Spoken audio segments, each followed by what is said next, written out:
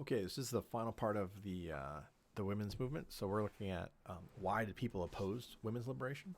So your learning objective is to identify the reasons for opposition and to analyze the role of Phyllis Schlafly.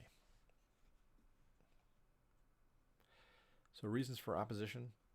So some opponents they wanted women to stick to the role of homemaker. So as late as 1970, new organizations such as Happiness of Womanhood were being formed to support the role of women as homemaker, and others thought that women should be putting their energy into other movements, those against poverty or racism, for example. So the women's liberation movement it faced opposition from men and from women, and some people rejected to everything that the movement stood for. So others objected only to like some of the changes that the movement pushed for. So the women's movement was quite divisive.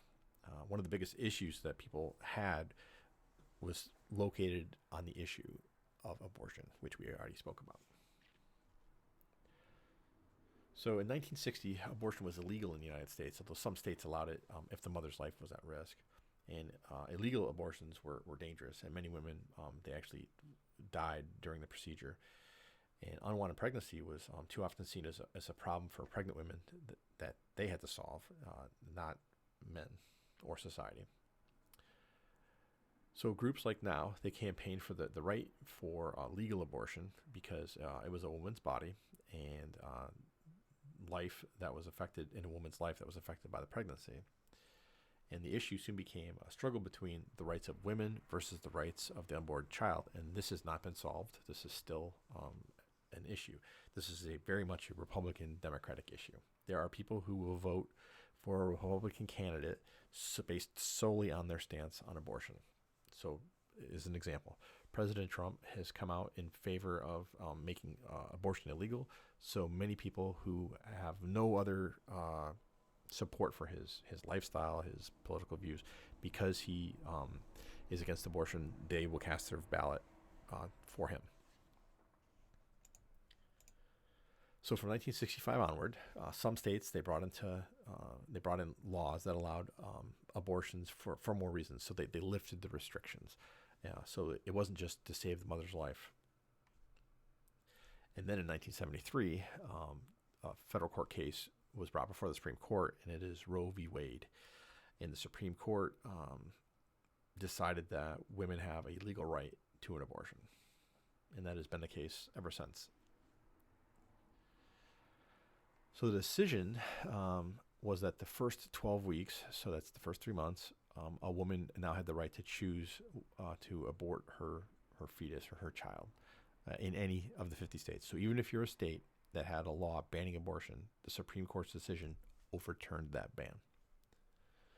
So the next 12 weeks or the next 3 months, the state could allow abortion depending on individual cases. So federally, the first 3 months of abortion are protected. Anything after that is at the discretion of the state, as Roe v. Wade was written at its time. So for the last 12 weeks, the mother's life had to be at risk. Otherwise, you couldn't have an abortion. Now, that doesn't mean that there are no abortions.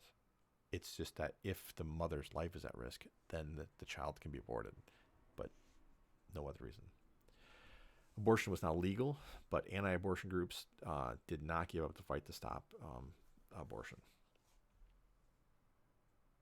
So the effects of legalized abortion, there is a lot of debate about some of the effects, but it's clear that abortions did become safer. Before 1973, over 23% of all pregnancy complications brought to hospital were because of an attempted abortion. The rate is now 1%. The rift between people in favor of allowing abortion and those against it, it did grow deeper as a result of the legalization of it. And then some argued it caused the crime rate to drop. And what I mean by that is economists who study things, they looked at what accounts for the sharp decline in crime in the 1980s. And one of the things that it's attributed to is the lower rate of unwanted pregnancy or the increased rate of abortion, because this meant that there were fewer children who were born into poverty, which poverty is one of the clearest reasons for people to go into crime. We have the Equal Rights Bill. So every year since 1923, Congress was asked to consider passing an Equal Rights Amendment bill, and its aim was to amend the Constitution to stop discrimination against a person because of their sex. The bill rarely reached Congress because opponents managed to stop it at the committee stage. Most, most bills that are in Congress never leave committee. You can pigeonhole them. There's all kinds. You'll learn about more of the stuff in civics, but there are lots of bills that are written, and very, very few are ever made into law. But the Equal Rights Amendment, it begins in the 1920s, and it's still alive to this day. And this is what it says: equality of rights under the law shall not be denied or abridged by the United States or by any state on account of sex. That's what it says. It's quite simple.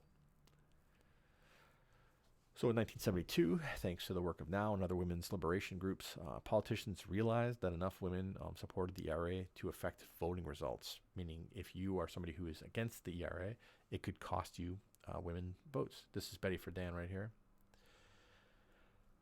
So holding ERA up might lose them votes, and the bill was passed by the House of Representatives and by the Senate, both controlled by Democrats at the time. And so Congress had passed the amendment. It just had to be ratified by at least 38 states by 1980 to become law. So in opposition to that is this woman right here. Her name is Phyllis Schlafly. So by 1972, 30 states had actually ratified the ERA, and then Phyllis Schlafly set up STOP, which is Stop Taking Our Privileges, to campaign against the Equal Rights Amendment.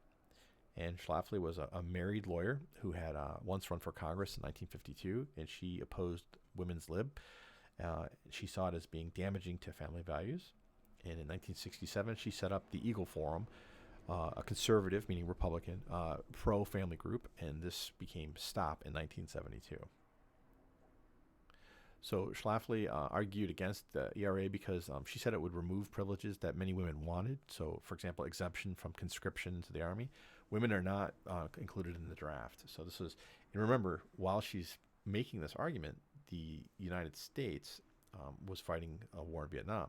And you have, at the same time, the students movement, which is saying, like, we don't want to go off to Vietnam, like, get us out of Vietnam.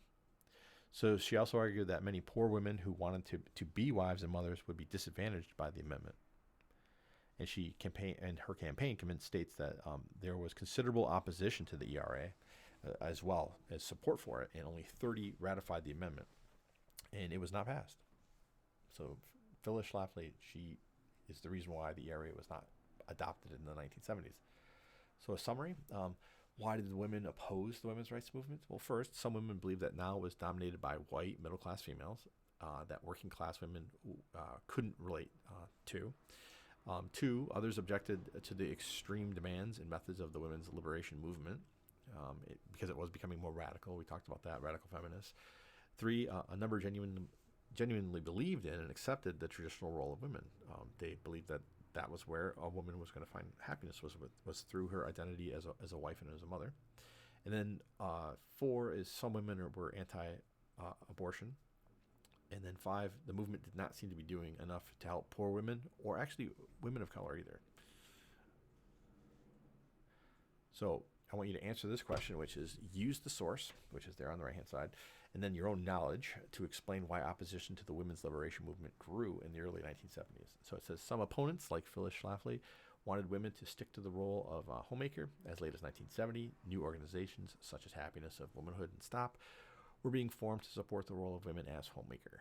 Others thought that women should be putting their energy into movements, those against poverty or racism, for example, rather than just campaigning on ERA and abortion. Now, what I am not asking you to do, I am not asking me to give me your opinion. I'm asking you to use the sources, the one to the right, source A, as well as information in this presentation, and then any knowledge that you have already that has to do with feminism or women's liberation movements as it occurred in the 70s, not in 2020, okay?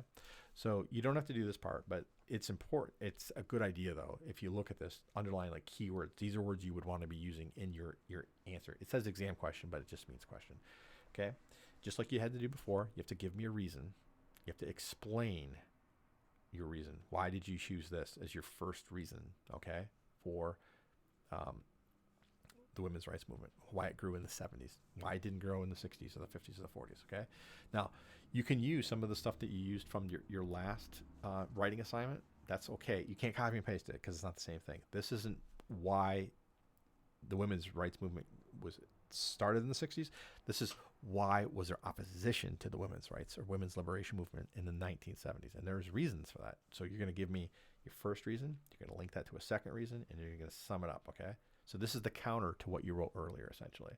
By the way, if you have Hulu, there's a show about this woman right here, Phyllis Schlafly. I haven't watched it yet, but my wife has said it was pretty interesting.